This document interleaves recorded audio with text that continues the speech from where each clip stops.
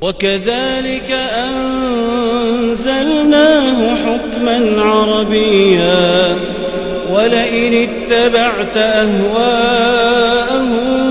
بعدما جاءك من العلم ما لك من الله من ولي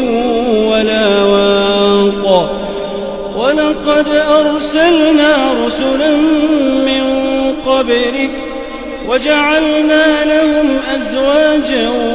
وذرية وما كان لرسول أن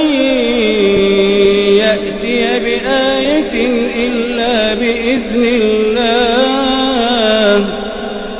لكل أجل